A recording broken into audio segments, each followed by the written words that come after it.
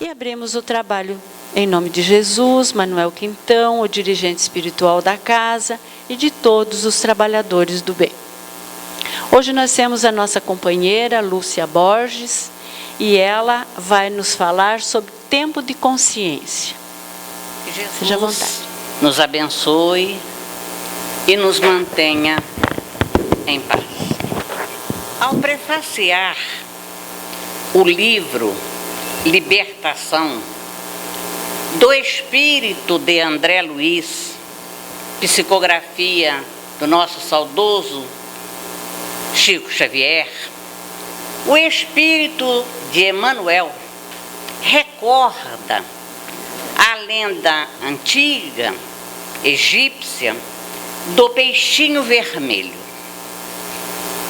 A lenda conta que no centro de formoso jardim havia grande lago enfeitado de ladrilhos azul turquesa, alimentado por pequenino canal de pedra que escoava suas águas do outro lado através de grade muito estreita.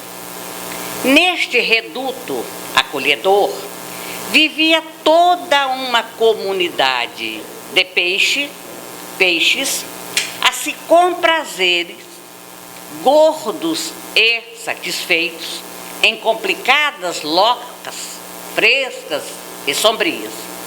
E ali viviam plenamente despreocupados entre a gula e a preguiça. Mas junto deles, porém, havia um peixinho vermelho menosprezado por todos. O peixinho vermelho não conseguia pescar a mais leve larva e nem refugiar-se nos nichos barrentos, porque os outros peixes, espertos e gorduchos, arrebatavam para si todas as larvas e ocupavam todos os lugares consagrados ao descanso.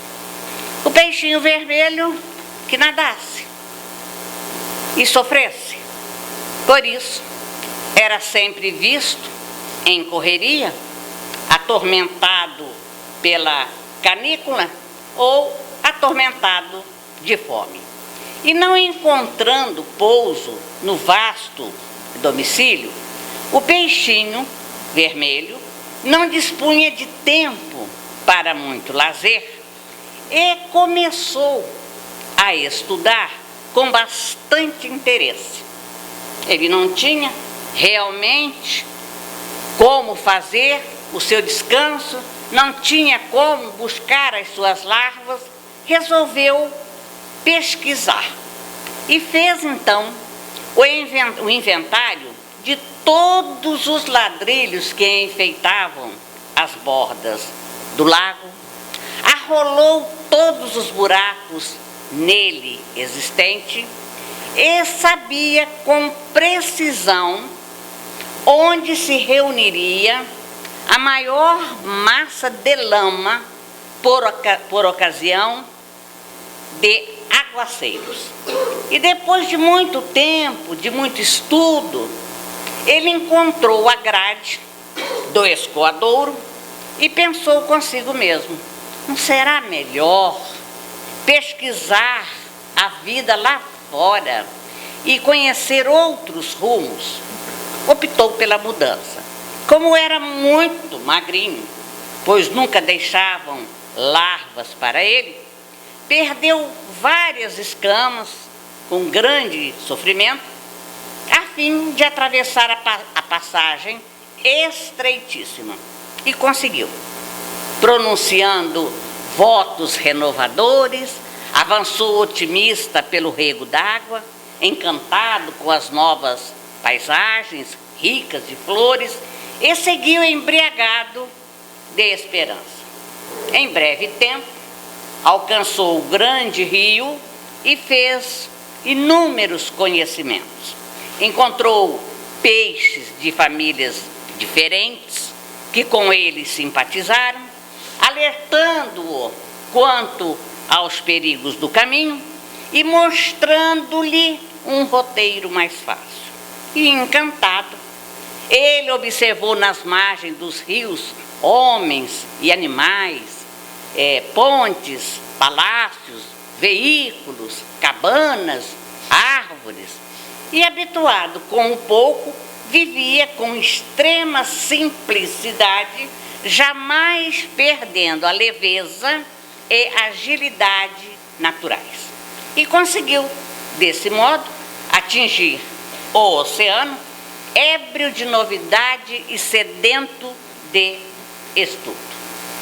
De início, porém, fascinado pela paixão de observar, aproximou-se de uma baleia, mais que devia, e foi tragado por ela. E em apuros, o peixinho vermelho, aflito, orou ao Deus dos peixes, rogando proteção na barriga do monstro. Sua prece foi ouvida porque a valente baleia começou a soluçar e vomitou, devolvendo-o às correntes marinhas. E o peixinho, agradecido e feliz, procurou companheiros simpáticos e aprendeu com eles a evitar perigos e tentações. E plenamente satisfeito em suas novas concepções do mundo, passou a reparar as infinitas riquezas da vida. Aí ele encontrou plantas luminosas, animais estranhos, estrelas móveis e flores diferentes no seio das águas. Sobretudo, ele descobriu a existência de muitos peixinhos estudiosos e magrinhos quanto ele, e junto deles se sentia maravilhosamente feliz.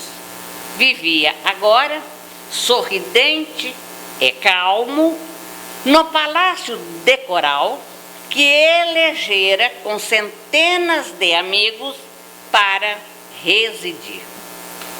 E conversando um dia com os outros peixinhos amigos, que com ele moravam no palácio de coral, ele descobriu que somente no mar as criaturas aquáticas dispunham de mais sólida garantia, de vez que quando a estiagem se fizesse arrasadora, as águas de outra altura continuariam a correr para o oceano.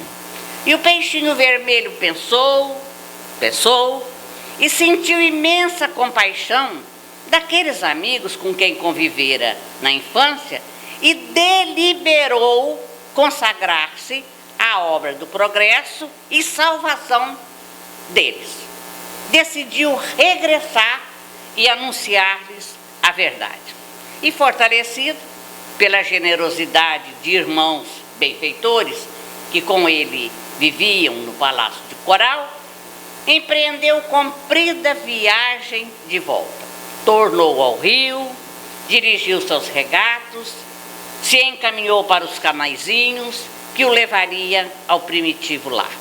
Esbelto e satisfeito, como sempre, pela vida de estudo e serviço a que se devotara, varou a grade e procurou ansiosamente os velhos companheiros. Ele supôs que o seu regresso causasse surpresas gerais, mas logo verificou que ninguém ali se mexia.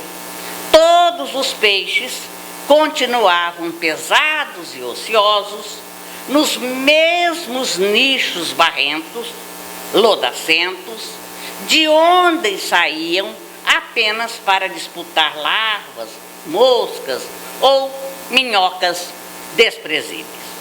E ele gritou que voltara para casa, mas não houve quem lhe prestasse atenção. Ninguém ali havia dado pela ausência dele. E o peixinho vermelho, desprezado, mesmo assim, aproveitando a oportunidade de ali estar, esclareceu que havia outro mundo, líquido, glorioso, sem fim, que aquele poço era uma insignificância, que aquele poço podia desaparecer de um momento para o outro, que além do escoadouro havia outra vida, outra experiência. Ele contou que vira o céu repleto de astros sublimes, árvores gigantescas, barcos imensos, cidades praianas, monstros temíveis, jardins submersos, estrelas do oceano, e ofereceu-se para levá-los ao palácio de coral, onde viveriam todos prósperos e tranquilos. E finalmente os informou que semelhante felicidade tinha, porém, igualmente o seu preço, que deveriam todos emagrecer convenientemente, abstendo-se de devorar tantas larvas e tantos vermes nas locas escuras e aprendendo a estudar e trabalhar tanto quanto necessário para a venturosa jornada. Assim que ele terminou de falar, todos gargalharam estridentes. Ninguém acreditou nele. Alguns até disseram que o peixinho vermelho estava delirando, que outra vida, além daquele poço, era francamente impossível. Aquele poço era o centro do universo, que aquela história de riachos, rios e oceanos era mera fantasia de cérebro demente. E foi expulso. Expulso, a golpes de sarcasmo, o peixinho vermelho realizou a viagem de retorno e instalou-se em definitivo no Palácio de Coral, aguardando o tempo. Depois de alguns anos, apareceu devastadora e pavorosa seca.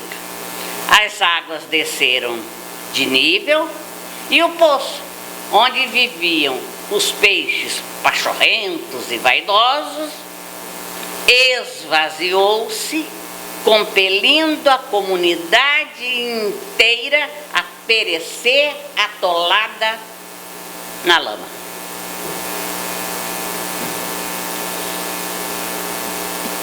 O espírito de Emmanuel, ao prefaciar tão bela lenda egípcia, tão inocente, do livro Libertação, ele compara o trabalho do peixinho vermelho com o trabalho do espírito de André Luiz. O esforço desse espírito de André Luiz, tentando acender luz nas trevas. A missão de ambos é semelhante. André Luiz, encantado com as descobertas do caminho infinito após a morte do corpo físico, descobertas estas realizadas depois de muitos conflitos no sofrimento, muitas dificuldades e desespero, volta ao recôncavo da crosta terrestre, anunciando aos antigos companheiros que além dos cubículos apertados em que nos movimentamos, resplandece outra vida, muito mais intensa, mais bela, exigindo, porém, acurado aprimoramento individual e espiritual para a travessia da passagem estreita de acesso às claridades de sublimação. André Luiz vem até nós, através da mediunidade do Chico Xavier, informar, preparar, esclarecer e nos alertar. Assim como fez o peixinho vermelho aos amigos de infância. Ele conta tudo o que passou, que conheceu. Ele descreve detalhadamente tudo que sofreu depois da desencarnação. O lugar horrível onde estagiou por 8 anos. Todo o seu desespero. Mas há, contudo, muitos peixes humanos ainda que sorriram. E que sorriem ainda hoje das narrativas de André Luiz. Entre o deboche e a indiferença, procurando locas passageiras ou pleiteando larvas temporárias iludindo. São muitos ainda e muitos que esperam um paraíso gratuito com milagrosos deslumbramentos depois da morte do corpo físico. No entanto, não há milagre nas coisas de Deus. E mesmo sem André Luiz e tantos outros espíritos bondosos e benevolentes que vêm cuidadosamente nos instruir, nos advertir, nos alertar, todos nós, caminheiros da vida humana, Jesus, o pastor divino, pronunciou as indeléveis palavras: a cada um será dado conforme as suas obras. Há um conhecido ditado que diz: o mundo abre alas para deixar passar aqueles que sabem aonde vão. E é uma grande verdade. Honoré de Balzac escrevia vertiginosamente, empolgado pelo propósito de tornar-se escritor. Morro de tanto trabalhar, declarou ele na agonia da morte. Mas os críticos, que a princípio o ignoraram, em breve tempo reconheciam-lhe os méritos, colocando-o entre os grandes romancistas de todos os tempos. Demóstenes passava dias e dias junto ao mar, discurrindo, conservando a boca cheia de seixos, pedras, para vencer a gaguez, e procurava desenvolver a potência da voz, sobrepondo-a ao marulho das ondas, e tornou-se assim o maior orador da antiguidade. Tomás Alva Edison, quando em pesquisa, emendava noites e noites, permitindo-se apenas breves instantes de repouso. E tal insistência permitiu-lhe patentear 1033 invenções, dentre elas o fonógrafo e a lâmpada elétrica, que foram suficientes para lhe garantir lugar de destaque na galeria dos gênios. E assim, tantos outros. Objetivos alcançados à custa de muito esforço, de muito trabalho, de muita pesquisa e de muita persistência. Porque um dos nossos grandes males, um dos males da humanidade, por incrível que pareça, ainda é a ausência de objetivos superiores. Muitos estamos ainda estacionados na rotina do dia a dia e temos fortes tendências em preocupar-nos demasiadamente com ninharias e acontecimentos banais. Preocupamos-nos demasiadamente com o procedimento dos outros e transformamo-nos em doentes crônicos e amigos da maledicência. Não buscamos esclarecer o nosso sentimento, a nossa razão com a verdade e a lógica. O espírito de Manuel Filomeno de Miranda informa-nos que há muitos ainda que dormem o sono da ignorância e da indiferença e que não querem despertar, que não despertamos ainda, apesar de tantas provas da realidade da vida espiritual, que estamos ainda atados no orgulho, no comodismo, na prepotência, que nos entorpece a visão e permanecemos ligados às ilusões do momento. A todo instante, declara o mesmo espírito, Manuel Filomeno de Miranda, a morte ceifa multidões que viajam na direção do mais alto, desequipadas espiritualmente para o grande encontro com a consciência.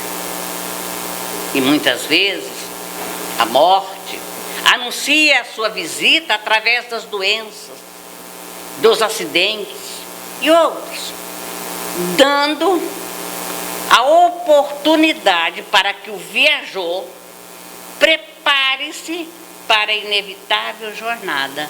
Porque quando todos nascemos, já estamos fadados, já estamos condenados ao seu encontro. E deveremos estar preparados para o momento que chegará. Aliás, a morte é a grande mensageira da realidade que vence as fantasias e as quimeras e nos convida às reflexões profundas do pensamento.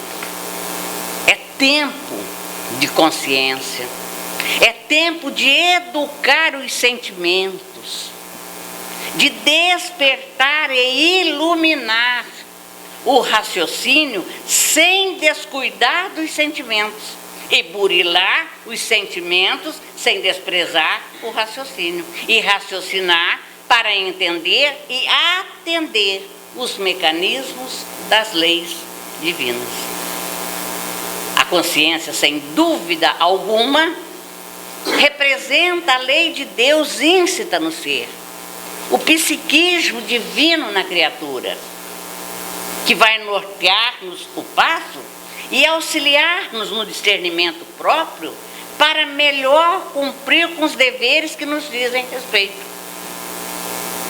Na questão 621 do Livro dos Espíritos, quando Allan Kardec pergunta aos imortais onde está escrita a lei de Deus, a resposta foi concisa e clara: na consciência.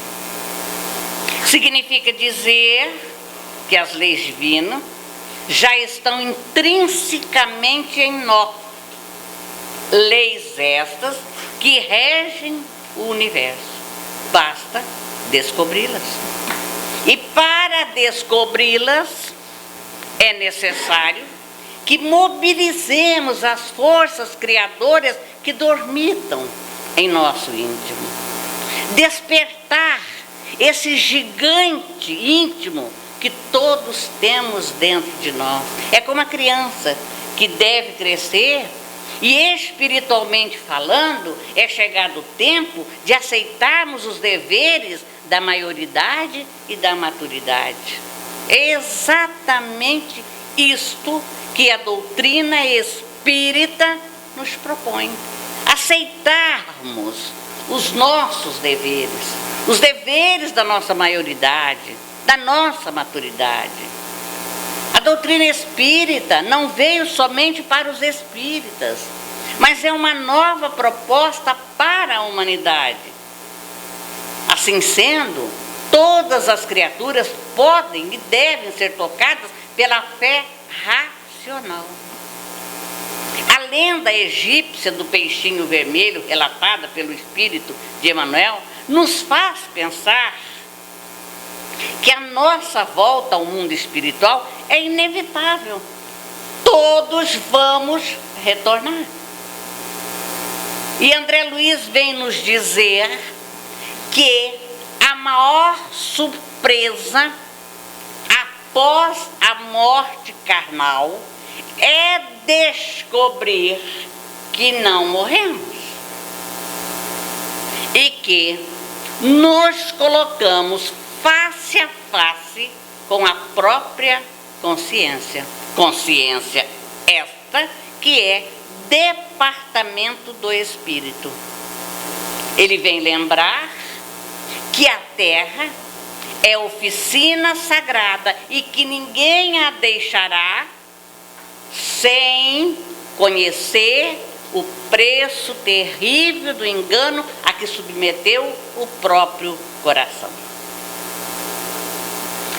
No livro Nosso Lar, eu penso que quase todos conhecem este livro, né?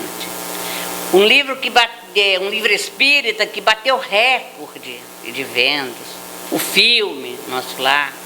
Este livro, Nosso Lar, André Luiz, no primeiro capítulo, quem quiser dar uma olhadinha ali, logo ali no primeiro capítulo, ele descreve a terrível experiência passada nas zonas inferiores quando da convicção de não haver morrido. Quando ele teve a certeza absoluta de que não morreu, sentindo-se joguete de forças irresistíveis, como amargurado duende nas grades escuras do horror. Medo, muito medo, gritando como louco, implorando piedade, clamando contra o doloroso desânimo que lhe subjugava o espírito. Ouvindo gargalhadas sinistras, observando formas diabólicas, rostos alvares, expressões animalescas, agravando-lhe o assombro. Onde estaria o lar? A esposa, os filhos, perdera toda noção de rumo. E o problema religioso surgia agora profundamente aos seus olhos. Ele percebia agora que alguma coisa permanece acima de toda cogitação meramente intelectual. E esse algo é a fé, manifestação divina ao homem. Percebia tardiamente que, de fato, conhecera as letras do Velho Testamento e que muitas vezes folheara o Evangelho e reconhecia que nunca procurara as letras sagradas com a luz do coração. Enfim, diz ele, se sentia como a flor da estufa. Não suportava agora o clima das realidades eternas. Não desenvolvera os germes divinos que o Senhor da vida coloca em nossa alma.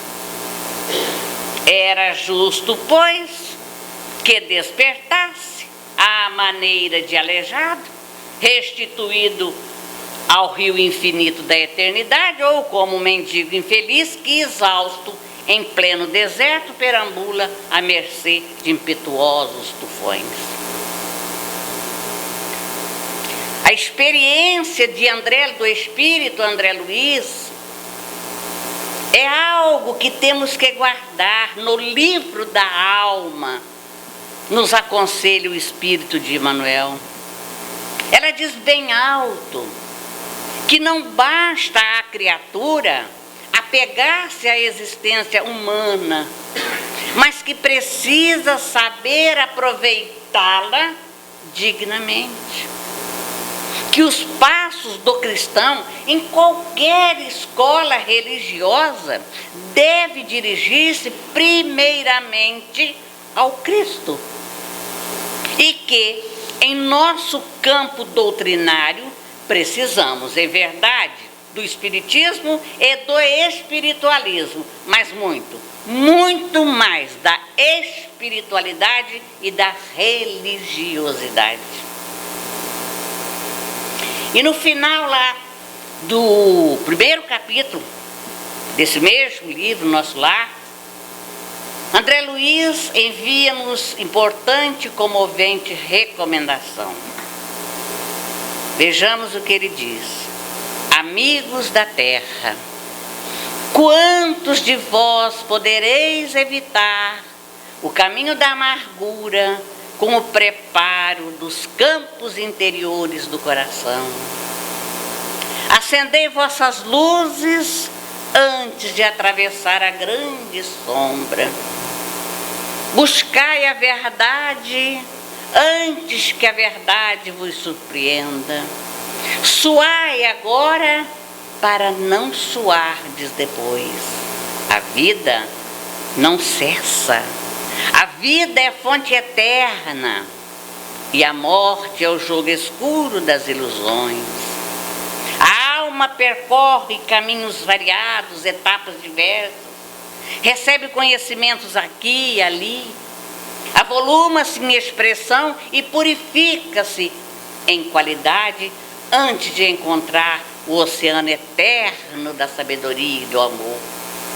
O despertar, portanto, para a realidade no além-túmulo é ocorrência lenta e dolorida, pois que despertamos com os próprios recursos que armazenamos.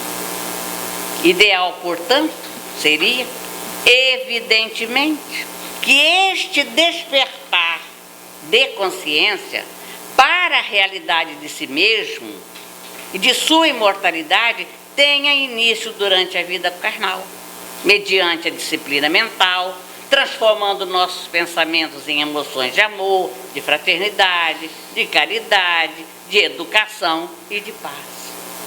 E agora? E agora que a gente conhece tudo isso? E agora que a gente sabe disso tudo? E agora que diante de tantos esclarecimentos notáveis, de tantos irmãos, amigos espirituais, benevolentes, bondosos, vêm até nós registrar o que é que vai se passando conosco aqui e o que é que se passará conosco depois da morte do corpo físico, porque realmente a morte não existe. Diante disso tudo, será que não dá para a gente começar a se preparar para a grande viagem que todos vamos empreender? Não sabemos o que vamos encontrar pelo caminho. Caminho este de ida e depois de volta. E André Luiz continua dizendo: uma existência é um ato, um corpo, uma veste, um século, um dia, um serviço, uma experiência, um triunfo, uma aquisição, uma morte, um sopro renovador. Quantas existências, quantos corpos, quantos séculos, quantos serviços, quantos triunfos, quantas mortes necessitamos ainda? E a morte física não é o fim, porque é pura mudança de capítulo no livro da evolução e do aperfeiçoamento. E ninguém perturbará a lei divina. A verdade vencerá sempre. E a vida eterna continuará ensinando com paciência maternal. Importante, então, que prossigamos no caminho da verdade, do bem, cheios de otimismo, de bom ânimo, a caminho de Jesus e com Jesus. E nós, Já sabemos qual é este caminho. É através dos estudos, através das comunicações mediúnicas que nos chegam todos os dias, os alertas que nos chegam, os esclarecimentos, especialmente as obras espíritas que estão aí ensinando, como diz, tintim por tintim, o que é que vai se passar conosco, por que acontece, por que deixa de acontecer, a nossa vida aqui na Terra que toma rumos tão diferentes de uma hora para outra.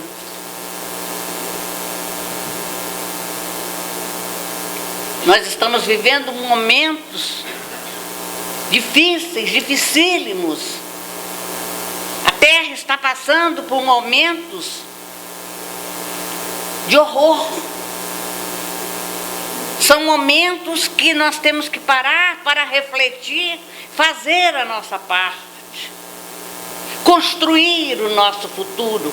Agora, no presente, construir o nosso futuro. É só querer, não é difícil, é fácil. Nós nos preparamos para tudo.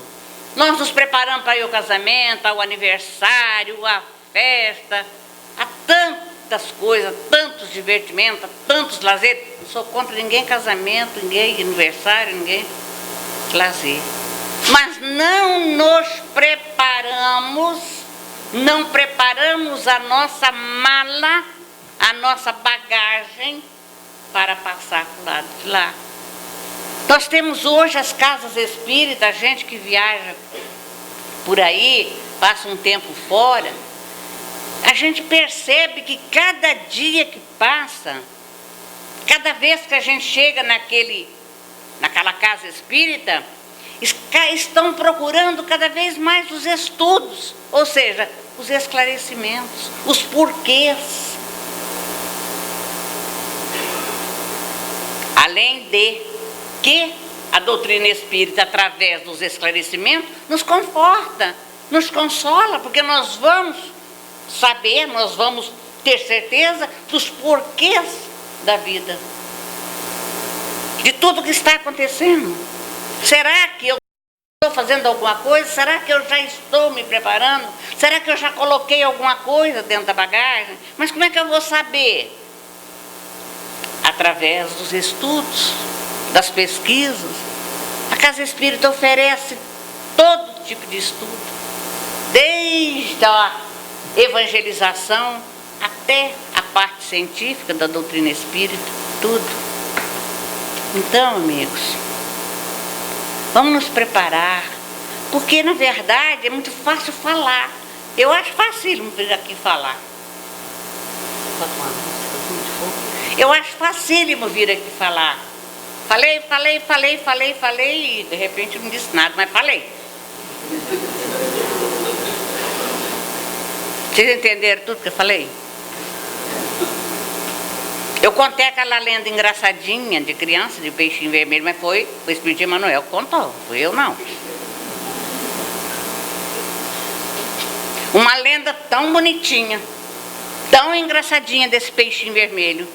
No entanto, ele prefacia o livro. Se vocês pegarem o livro Libertação, ele prefacia esse livro com essa lenda egípcia do peixinho vermelho, para fazer a comparação. Olha que coisa extraordinária Emmanuel faz, para fazer essa comparação. Na verdade, essa lenda é um alerta. Na verdade, é um alerta. Então a gente vem aqui e começa a conversar, a falar. Está aqui o roteiro, da hora eu lanço o olho aqui, porque meu marido já disse para mim que eu saio pelas tangentes, vou para lá, volto, e depois ele fala, ela não vai voltar lá para o assunto dela. Estou a vida inteira botando isso na minha cabeça, que eu começo a falar, um assunto, de repente eu, mas eu voltava. Mas ele dizia que ficava preocupado que eu não voltava não. Mas eu sempre voltei para o assunto. Então é fácil. Você prepara, você vai nas fontes, você procura. As palavras não são minhas. As palavras são das obras, são dos espíritos que as ditaram através de médiuns seriamente qualificados, como Chico Xavier, Divaldo Pereira Franco, Ivone Amaral Pereira e tantos outros médicos. Eu faço. Eu vou lá, eu estudo, eu preparo, jogo no computador aqui o roteiro, tem parágrafo que eu coloco inteiro, porque é difícil de lembrar. E eu faço. Agora eu saio daqui. Será que eu vou? Quer dizer, é fazer, né? A nossa condição ainda espiritual é de criança espiritual, mas nós precisamos crescer, ficar maduros e aprender, porque dia chegará que atingiremos as culminâncias do céu. Vou colocar no dia chegará que não precisaremos mais enfrentar as durezas da vida terrena, e sim desfrutarmos as benesses do mundo do amor. Foi por isto que o espírito de Castro Alves, o poeta dos escravos, deixou grafado pelas mãos do nosso saudoso e querido Chico Xavier, que há mistérios peregrinos, no mistério dos destinos que nos mandam renascer. Da luz do Criador nascemos, múltiplas vidas vivemos, para a mesma luz volver. Buscamos na humanidade as verdades da verdade, sedentos de paz e amor. E em meio dos mortos vivos, somos míseros cativos da iniquidade e da dor. É a luta eterna e bendita, em que o espírito se agita na trama da evolução. Oficina onde a alma presa forja a luz, forja a grandeza da sublime perfeição. Ah, é a gota d'água caindo no arbusto que vai subindo, pleno de seiva e verdor. O fragmento do estrume que se transforma em perfume na corola de uma flor. A flor que terna expirando, cai ao solo fecundando o chão duro que produz, deixando um aroma leve na aragem que passa breve nas madrugadas de luz. É a rija bigorna, o malho, pelas fainas do trabalho, a enxada fazendo pão, o escopro dos escultores transformando a pedra em flores, em carraras de eleição. É a dor. É a dor que através dos anos, dos algozes, dos tiranos, anjos puríssimos faz, transmutando os neros rudes em arautos de virtudes, em mensageiros de paz. Tudo evolui, tudo sonha, e na imortal ânsia risonha de mais subir, mais galgar, a vida é luz, esplendor. Deus somente é o seu amor, o universo é o seu altar. Na terra às vezes se acendem gloriosos faróis que esplendem dentro das trevas mortais. Suas rútilas passagens deixam fulgores, imagens em reflexos perenais. É o sofrimento do Cristo, portentoso, jamais visto, no sacrifício da cruz, sintetizando a piedade cujo amor à verdade nenhuma pena traduz. É Sócrates e a cicuta, é César trazendo a luta, tirânico e lutador, é Celine com sua arte, ou Sabre de Bonaparte, o grande conquistador, é Anchieta dominando, a catequizar ensinando o selvagem infeliz. É a lição da humildade, de extremosa caridade do pobrezinho de Assis. Ó bendito quem ensina Quem luta, quem ilumina, quem o bem a luz semeia nas vainas do evoluir, terá a aventura que anseia nas sendas do evoluir. Uma voz excelsa ressoa, no universo inteiro ecoa, para a frente, caminhai. O amor é a luz que se alcança. Tem de fé, tem de esperança para o infinito achai. Muito obrigada, muita paz e machença. Fiquem com Deus. Nós agradecemos a Lúcia, sempre carinhosa com seus poemas, que nos ajuda a nos elevar, e também com os ensinamentos da sua palestra. Com certeza nós que já estamos aqui acreditamos na vida após a morte.